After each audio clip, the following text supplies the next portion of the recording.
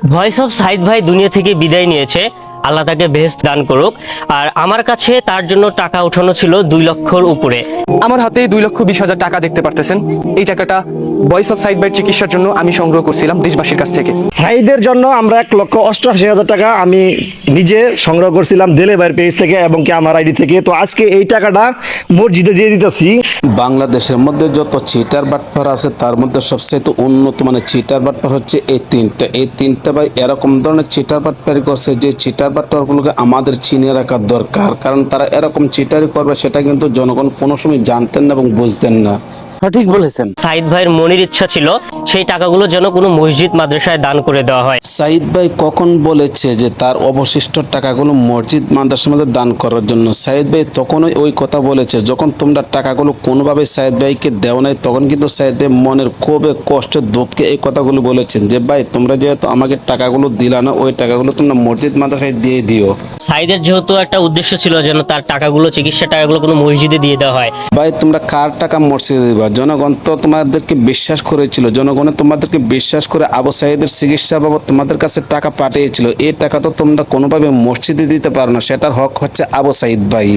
আর এই টাকা দিয়ে চাইলে কিন্তু আমরা ভিউ ব্যবসা করতে পারতাম। তোমরা হচ্ছে বিও ব্যবসায়ী, তোমরা বিও ব্যবসায়ী হওয়ার কারণে কিন্তু আবু সাইদের পাশে গিয়ে তোমরা দাঁড়িয়েছিলে আর আবু সাইদের নাম নিয়ে তোমরা টাকা কানেক্ট করেছো। ওই টাকাগুলো তোমরা আবু সাইদ ভাইকে দেও নাই, তাহলে ভাই তোমরা হচ্ছে বিও ব্যবসায়ী আর কে হতে পারে? তোমরাই তো সবচেয়ে বড় বিও ব্যবসায়ী। সাইদ ভাই যেহেতু মনের ইচ্ছা ছিল কোনো মসজিদ মাদ্রাসায় দান করার জন্য, আবু সাইদ ভাই ইন্ডিয়া যাওয়ার আগে তোমাদেরকে অনেকবার বলেছে যে ভাই আমার নাম নিয়ে আপনারা যারা টাকা কানেক্ট করেছেন ওই টাকাগুলো আমাকে দিয়ে দেন, কিন্তু ভাই তোমরা নাসরবন্দা আবু সাইদ ভাইকে কোনোভাবে তোমরা টাকাগুলো দেও নাই। আবু সাইদ ভাই যখন কোনোভাবে তোমাদের কাছে টাকা পায় নাই তখন চলে গিয়েছিলেন ইন্ডিয়া।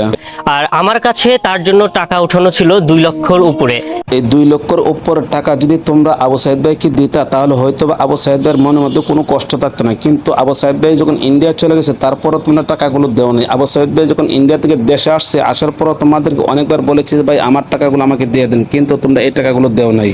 তাহলে ভাই তোমরা যে মসজিদে দান করতেছো আরেকজনের টাকা দিয়ে মসজিদে দান করলে কি লাভ হবে? তুমি তো নিজে দানবীর শাস্তাছো আরেকজনের টাকা দিয়ে। জনগণে তোমাদেরকে বিশ্বাস করেছিল কিন্তু তোমরা জনগণের সাথে গাদ্দারি করেছো, আর গাদ্দারি করার পরে তোমরা এই টাকাগুলো আবু সাইদ ভাইকে দেও নাই। আবু সাইদ ভাইয়ের টাকা তোমরা কিভাবে মসজিদে দিয়ে দাও ভাই? আমি এই জিনিসটা কোনোভাবেই বুঝি না। এগুলো হচ্ছে 1 নম্বর প্রতারকার বাটপার। সবাই একটু সাইদ ভাইয়ের জন্য দোয়া করে দিবেন, যে মানুষের ওসিলায় টাকা আসলো সবাই একটু দোয়া করবেন। সে হচ্ছে আরেক বাটপার। এই বাটপার দল বলতে এরকম ভাবে একত্রিত হয়েছে, এই বাটপার গুলো 3টে একত্রিত হয়ে কিন্তু আবু সাইদ ভাইয়ের নাম নিয়ে তারা টাকা কানেক্ট করেছে। এই টাকাগুলো আবু সাইদ ভাইকে দেয় না, তারা এই টাকাগুলো শেষ পর্যন্ত মসজিদে দিয়ে দিয়েছে। কিসের জন্য? পরিমাণের মিথ্যাচার ছড়াচ্ছে বা যে পরিমাণ মিথ্যাচার হচ্ছে, মিথ্যাচার কারণে বরংস জনগণ বুঝে গিয়েছে তোমরা কত নাম্বার বাটপার, আর জনগণের সাথে তোমরা এরকম ধরনের গাদ্দারি করছে, যার কারণে কিন্তু জনগণ তোমাদেরকে এরকম ভাবে সোশ্যাল মিডিয়াতে এসে বলতেছে যে জনগণের টাকা তোমরা কেন মসজিদে দিয়ে দাও। জনগণের টাকা তোমরা মসজিদে দেওয়ার তো কোনো অধিকার নেই। এই টাকার হক হচ্ছে আবু সাইদ ভাই। তোমরা আবু সাইদ ভাইকে টাকাগুলো দিয়ে দিতে। এই টাকাটা ভয়েস অফ সাইদ ভাইয়ের চিকিৎসার জন্য আমি সংগ্রহ করছিলাম দেশবাসীর কাছ থেকে। আবু সাইদ ভাইয়ের জন্য তোমরা টাকা কানেক্ট করেছো ঠিক আছে, কিন্তু আবু সাইদ ভাইকে তো তোমরা টাকাগুলো দেও নাই। জনগণ তোমাদেরকে বিশ্বাস করেছিল, ভালোবেসেছিল, যার কারণে তোমাদের কাছে জনগণ লাখ লাখ টাকা দিয়েছে, আর এই টাকাগুলো তোমরা আত্মসাৎ করার চেষ্টা করেছিলে। জুয়েল ভাই যখন এই কথাগুলো বলেছেন তোমাদের বেশি নিয়ে আসে, তখন কিন্তু তোমাদের পকেট থেকে টাকাগুলো বের হয়েছে, আর এই টাকাগুলো তোমরা নিয়ে আসে মসজিদে দিয়ে দিচ্ছ। তোমরা কার টাকা মসজিদে দিয়ে দিচ্ছ? আমিও তো তোমার কাছে টাকা পাঠাইছি, তাহলে আমি তো তোমাকে বলি না যে আমার টাকা তোমরা মসজিদে দিয়ে দেওয়ার জন্য।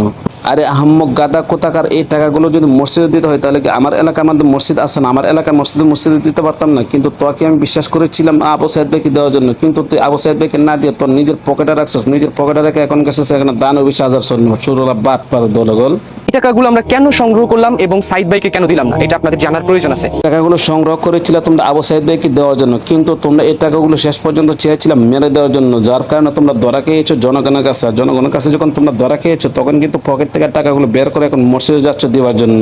সাইদের জন্য আমরা 1,88,000 টাকা আমি নিজে সংগ্রহ করছিলাম দেলে ভাইয়ের পেজ থেকে এবং কি আমার আইডি থেকে। নিজের টাকা দিয়ে দানবী না সেজে অন্যজনের টাকা দিয়ে সেরে গেছে এখানে দানবী সাজার জন্য। আসলে ভাই এগুলো হচ্ছে 1 নম্বর প্রতারকার বাটপার। বাটপার। এই বাটপারগুলো আবু সাইদ ভাইয়ের নাম দিয়ে সেটা টাকা কানেক্ট করেছে লাখ লাখ টাকা, আর এই টাকাগুলো তারা আত্মসাৎ করার জন্য অনেক চেষ্টা করেছিল, কিন্তু শেষ পর্যন্ত জনগণ বুঝে গিয়েছে তারা যে কত নম্বর বাটপার। তার ট্রিটমেন্ট নেয় না এবং কি তার চিকিৎসা কিন্তু করে না। আরে আহম্মকের বাচ্চা, তুই কি আবু সাইদ ভাইকে টাকা দিস চিকিৎসা করার জন্য? তুই তো আবু সাইদ ভাইকে টাকা দেশ নয় চিকিৎসা করার জন্য, তাহলে আবু সাইদ ভাই কিভাবে চিকিৎসা করবো? আর এখন এই টাকাগুলো বের করে যাচ্ছে মসজিদের মধ্যে দান করার জন্য। এগুলো থেকে সবসময় দূরে থাকবেন এবং সাবধানে থাকবেন। তারা যেরকম ভাবে জনগণের সাথে গাদ্দারি করেছে, এই গাদ্দারি ফল কিন্তু তেমন একটা বেশি ভালো হবে না। তারা অনেক চেষ্টা করেছিল টাকাগুলো মেরে দেওয়ার জন্য, কিন্তু শেষ পর্যন্ত জনগণ বুঝে গিয়েছে। আজকে এই টাকাটা মসজিদে দিয়ে দিতেছি।